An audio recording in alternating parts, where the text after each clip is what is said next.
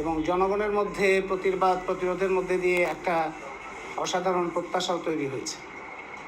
সেই পরিপ্রেক্ষিতে এই রাজনৈতিক সংকট থেকে মুক্তির জন্য আমাদের অবশ্যই একটা পরিবর্তনের দিকে যেতে হবে এবং এই পরিবর্তনটা এই সরকারের পদত্যাগের মাধ্যমেই সূচিত হবে।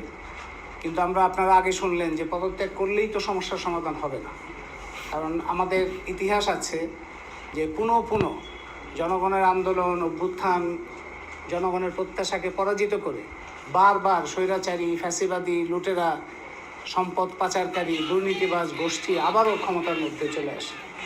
সাম্প্রদায়িক শক্তি আসে, জাতি বিদ্বেষী শক্তি আসে, শ্রমিক শ্রেণীর উপরে নিপীড়ন শোষণের শক্তিগুলো আবারও নিজেদের ক্ষমতায় আবির্ভূত হয়। সেই জন্য এই সময়ে এই যে গণ অভ্যুত্থানের একটা শীর্ষে আমরা অবস্থান করছি, এই সময়ে যারা আন্দোলন সংগ্রামের মধ্যে আছেন তাদের সম্মিলিত অবস্থানের মধ্যে দিয়ে, ঐক্যমতের মধ্যে দিয়ে আমাদের এমন একটা সাংগঠনিক কাঠামোতে যেতে হবে যেখানে জনগণের সর্বজনের সার্বভৌমত্ব প্রতিষ্ঠিত হয়।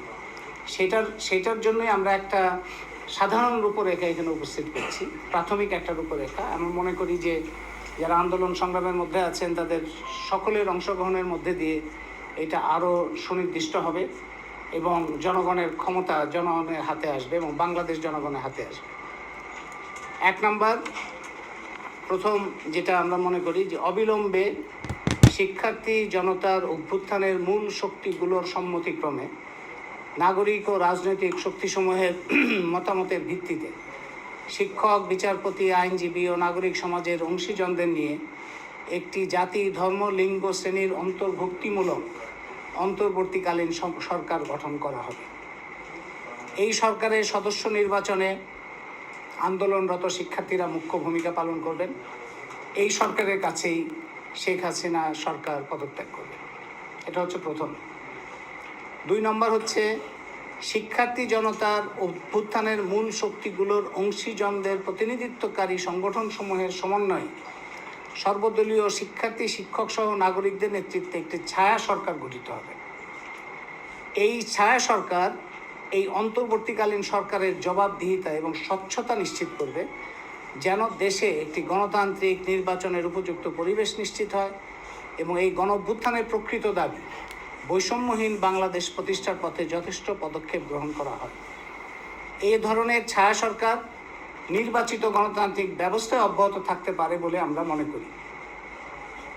3 নম্বর, অন্তর্বর্তীকালীন সরকার ক্ষমতা গ্রহণের পরে যে গুরুত্বপূর্ণ দায়িত্বগুলো পালন করবে সেগুলো হলো: ক, জুলাই হত্যাকাণ্ড এবং জনগণের উপর নৃশংস জোর জুলুমের জন্য দায়ী ব্যক্তিদের বিচারের জন্য জাতিসংঘের সহযোগিতায় তদন্ত কমিটি গঠন করবে এবং তাদের বিচারের জন্য বিশেষ ট্রাইব্যুনাল গঠন করবে।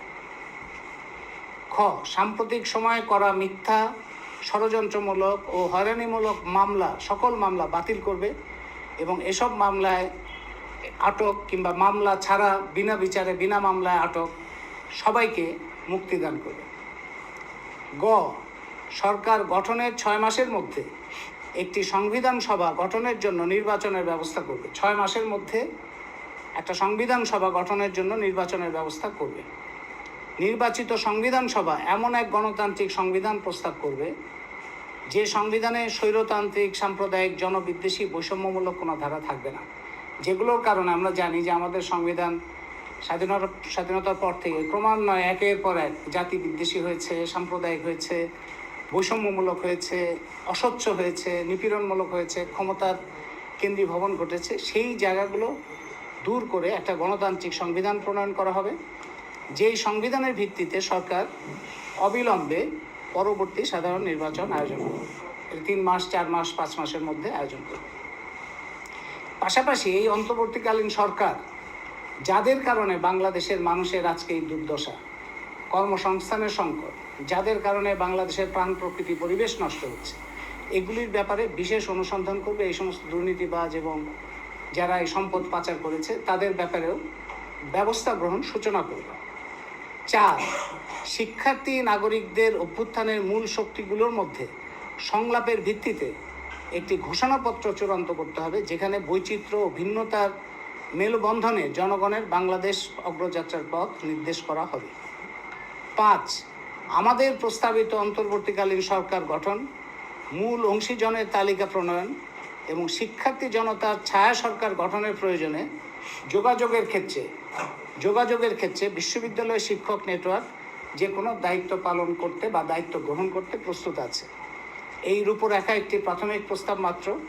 প্রয়োজনে এই প্রস্তাবকে আরও বিস্তৃত করার জন্য আমরা ভবিষ্যতে কাজ করতে আগ্রহী।